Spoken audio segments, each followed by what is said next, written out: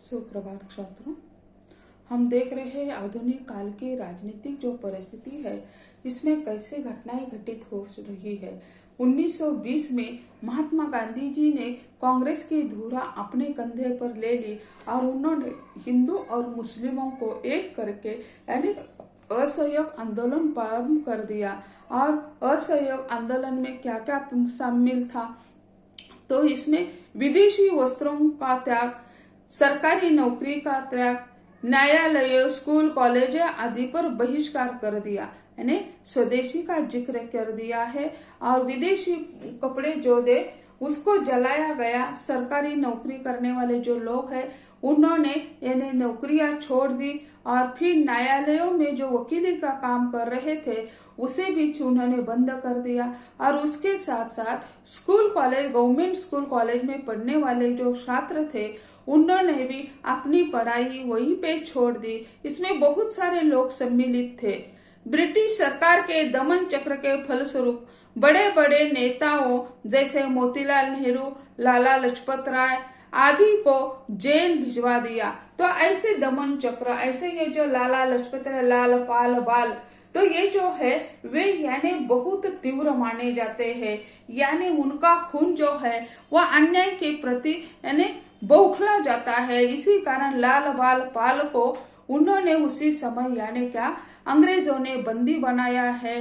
मोतीलाल नेहरू, लाला लाजपत राय आदि को उन्होंने जेल भिजवा दिया और बाकी जो लोग थे वे भूमिगत हो गए।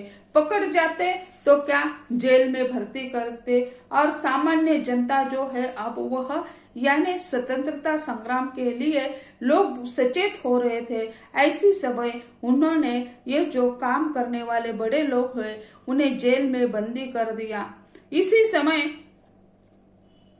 समय स्वराज पार्टी नामक एक संस्था की स्थापना की गई। इस संस्था के प्रवर्तक के रूप में चित्तरंजन दास तथा मोतीलाल नेहरू के नाम उल्लेखनीय है। इधर कांग्रेस की नीति मुसलमानों को प्रसन्न करने की हो गई थी। परिणाम स्वरूप मदन मोहन तथा लाला लाजपत राय आदि नेताओं ने हिंदू जनता का साथ दिया। यानी वो एक पहला उद्देश्य जो था अंग्रेजों को यहाँ से निकाल देना। इसीलिए धर्म, जात, पंथ सब कुछ भूलकर स्वतंत्रता के नाम पर सभी एक जगह आ गए थे, एक स्थान पर आ गए थे। लेकिन जो कांग्रेस की धुरा यानी महात्मा गांधी ने अपनाई थी तो उसी समय यानी मुसलमानों को खुश करने के लिए यानी उनके लिए बहुत कुछ किया जा रहा था। इसी कारण जो है मदन मोहन तथा लाला लाजपत राय आदि नेता जो है हिंदू जनता के पक्ष में आ गए। हिंदू जनता के लिए अधिकार की मौलिकता, उसके अधिकारों की रक्षा के लिए ये लाला लाजपत राय यानी लौह पुरुष जो से कहा जाता है वे काम करने लगे हैं। इसी समय मोहम्मद अली जिन्ना कांग्रेस को छोड़कर मुस्लिम लीग में सम्मिलित हो गए। अली जो है, मोहम्मद अली जिन्ना जो है तो महात्मा गांधी के साथ थे।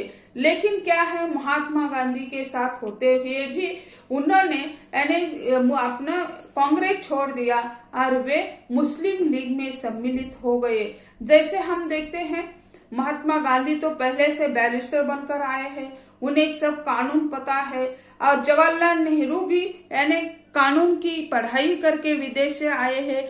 जिन्ना भी यानी पढ़ाई विदेश में रहकर यानी कानून की पढ़ाई कर आए हैं। यहाँ जिन्ना और नेहरू ये दोनों जो लोग हैं दोनों क्या है पंत प्रधान के पद पर इच्छुक है। स्वतंत्रता मिलने वाली है, मिलेगी, लेकिन यानी स्वतंत्र देश का पंत प्रधान कौन बनेगा इसके बारे में ये विवाद चल रहा है। और जिन्ना जो है मुस्लिम लीग में सम्मिलित हो गए। सन 1920 से 1930 तक अंग्रेजों की कूटनीति का दमन चक्र भी खूब चला।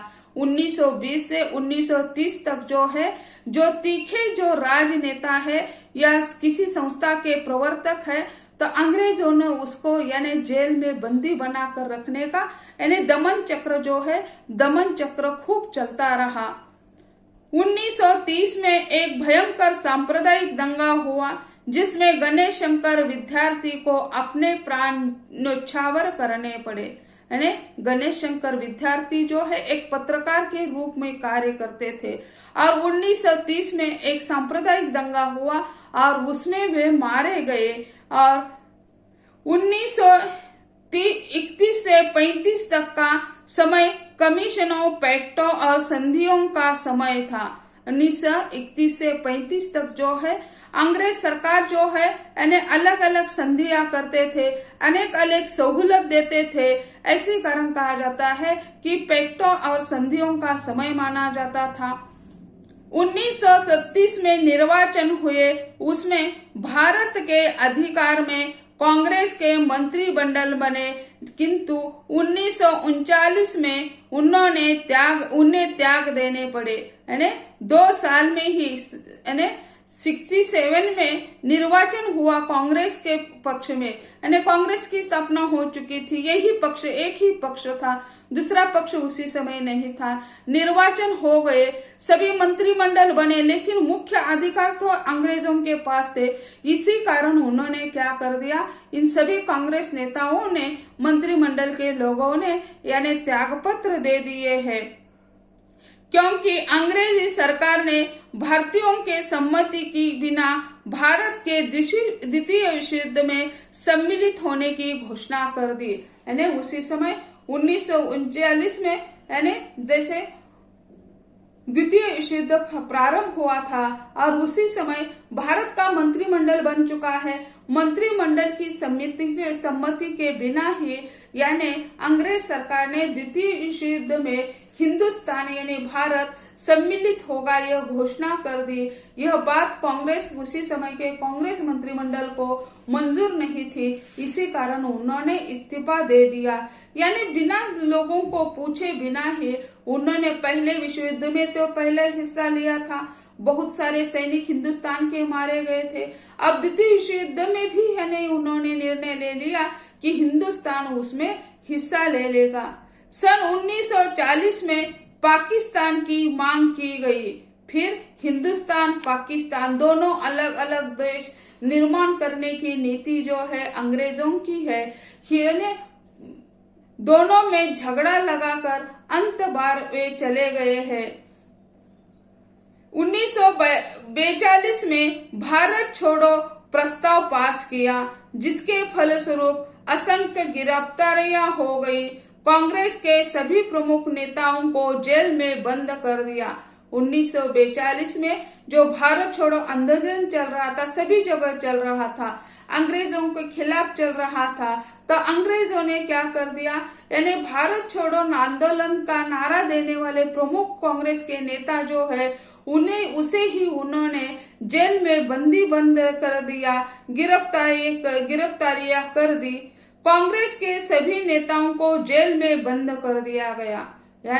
एक पहले तो उनकी भूल थी, उन्होंने 1937 में कांग्रेस में चुनाव करके मंत्रिमंडल बना दिया और मंत्रिमंडल बनाने के बाद द्वितीय विश्व युद्ध में सम्मिलित होने का निर्णय अंग्रेज सरकार ने ले लिया। इसी कारण इस काल के मंत्रिमंडल ने त्यागपत्र दे दिए और फिर उन्होंने 1942 में क्या हो गया, स्वतंत्रता आंदोलन जो है भारत छोड़ो आंदोलन शुरू हो गया। 1940 में पाकिस्तान की मांग, जिन्ना कांग्रेस से पृथक होकर मुस्लिम लीग में सम्मिलित हो गए थे।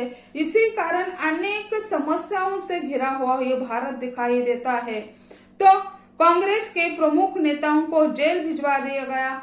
1946 में भारत में अंतरिम सरकार बनी। इसी समय मुस्लिम लीग की घृणोत्पादक और अनुदार नीति के फलस्वरूप कलकत्ता, नौवाखाली और बिहार, पंजाब में भयंकर सांप्रदायिक दंगे हुए।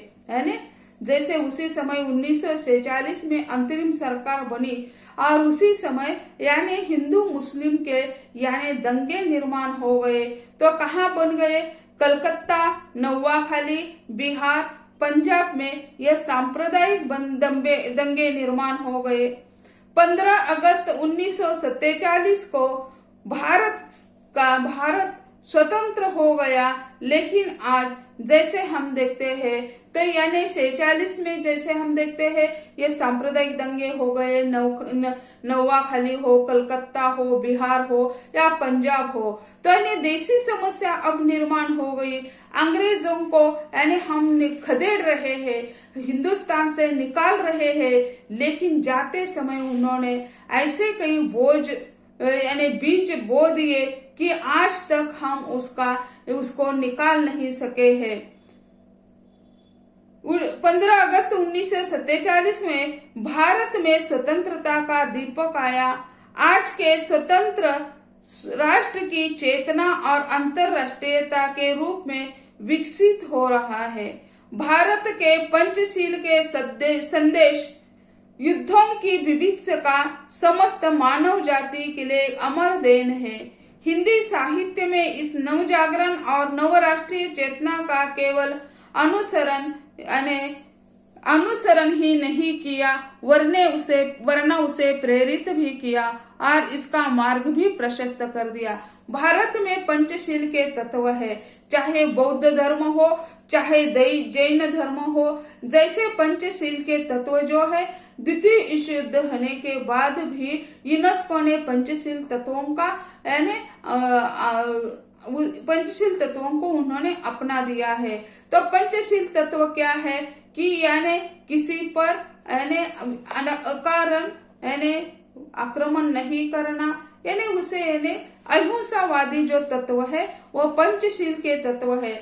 लेकिन 15 अगस्त 1947 को भारत स्वतंत्र हो गया, लेकिन देशी समस्याएं निर्माण हो गई। 14 अगस्त 1947 को पाकिस्तान निर्माण हो गया और 15 अगस्त 1947 को भारत स्वतंत्र हो गया। एक दिन पहले वे मनाते हैं स्वतंत्रता, लेकिन पाकिस्तान तो हिंदुस्तान का हिस्सा है, कोई अलग राष्ट्र निर्माण नहीं हो गया, कई हिस्सा अलग कर दिया है। जैसे भाई भाई का बंटवारा होता है उसी तरह है, यानी कई हिस्सा यानी उस मुसलमान सांप्रदायिक लोगों को दे दिया और वो 14 अगस्त 1947 को पाकिस्तान और 15 अगस्त मध्य रात्रि में रात के 12 बजे 15 अगस्त 1947 को लाल किले पर तिरंगा फहराया। उसी समय यानी इसमें सम्मिलित होने वाले महात्मा गांधी जी जो है वो उसी समय तिरंगा फहराने के लिए वहां नहीं थे। महात्मा गांधी तो जहां यानी सांप्रदायिक दंगे फसाद हो रहे हैं, नौवाखाली, कलकत्ता, वही लोगों को समझाने के लिए लग चुके हैं, वे वही है। और यहाँ स्वतंत्रता का पहला झंडा लाल किले पर लहरा रहा है। तो ऐसे इस स्वतंत्रता संग्राम यानी 1947 के पहले के परिस्थिति जो हम देखते हैं वो बहुत ही दर्दनाक स्थिति है।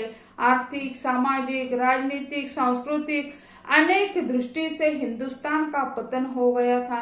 अंग्रेजों ने अपनी दृष्टि से स्कूल कॉलेजेस खोले थे और उनका एक ही उद्देश्य था कि सस्ते क्लर्कों की निर्मित, लेकिन मैकाले ने बहुत धूर्त था।